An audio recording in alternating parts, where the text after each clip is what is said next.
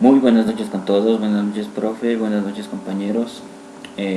Bueno, mi nombre es Renato Bravo, a punto de presentarles la tarea número 5 de investigación de mercados, la cual consiste en poder dar a conocer acerca del tipo de muestreo. Ahora, vamos a ver qué son los muestreos. Muestreo tenemos dos tipos, muestreo probabilístico y muestreo no probabilístico. Pero para hacerlo un poco sencilla el concepto de muestreo, ¿qué quiere decir?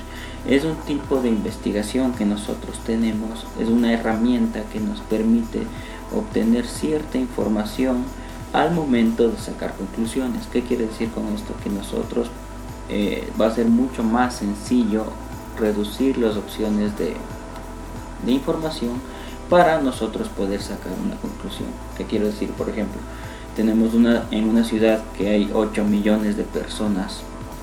Nosotros no vamos a tener ni el tiempo ni los recursos para poder sacar la información necesaria de todas las personas que viven ahí.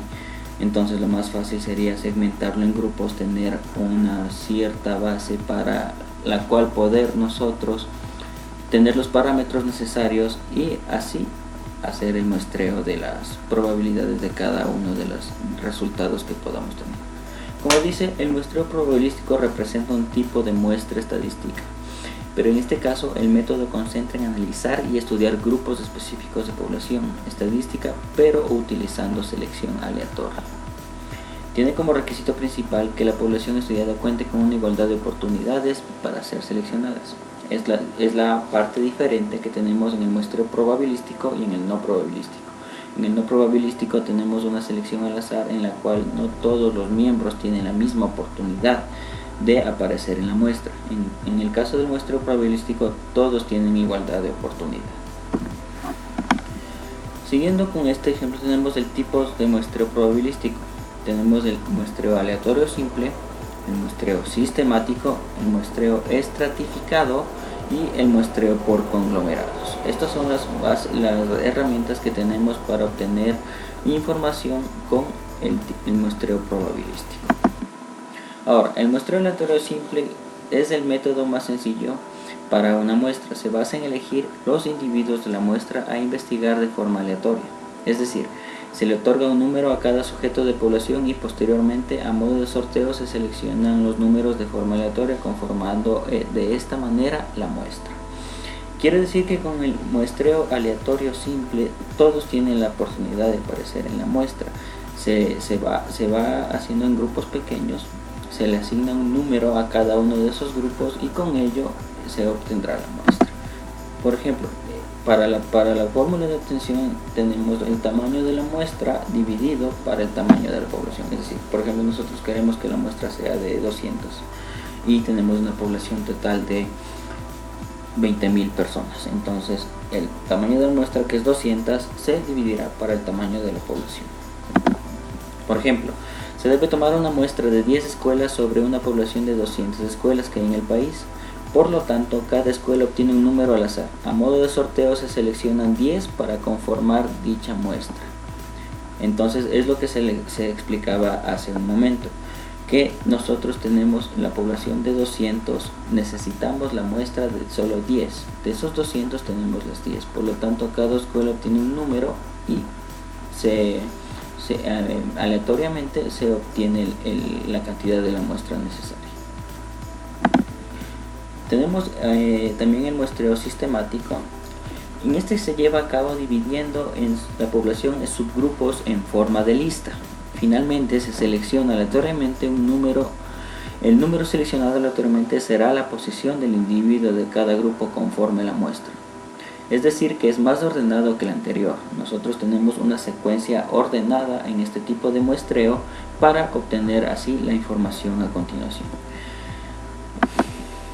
Por ejemplo, tenemos una población de 10.000 personas y debemos conformar una muestra de 100 individuos.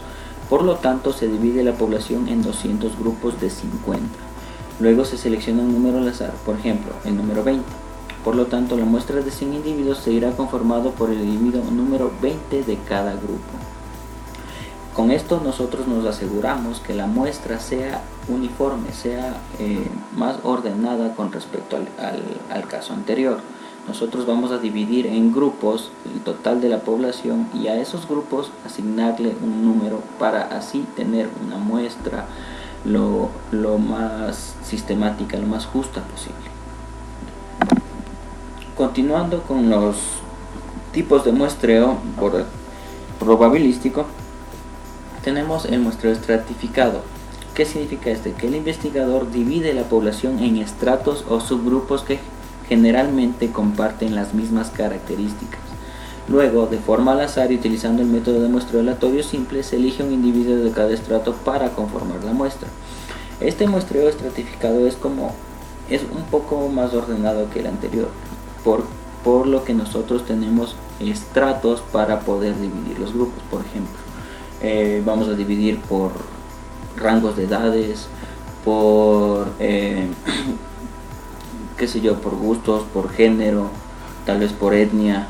Entonces, a partir de esos subgrupos nosotros vamos a obtener la muestra para continuar con el proceso de muestreo. Por ejemplo, se realiza una investigación donde la población va a estar conformada por personas que trabajan en una empresa. Por lo tanto, el investigador divide dicha población en los siguientes estratos: hombre con media jornada, hombre con jornada completa, mujer con media jornada, mujer con jornada completa. De esta manera, el investigador divide la población en 4 diferentes estratos, en donde las personas que componen cada estrato comparten características. Es lo que se explicaba anteriormente, que nosotros obtenemos ciertas características en cada uno de los grupos que nosotros vamos a formar, y con ello vamos a obtener los resultados al final. Por último, tenemos el muestreo por conglomerados. Es el último caso que nosotros podemos utilizar para obtener resultados usando los métodos de muestreo probabilístico.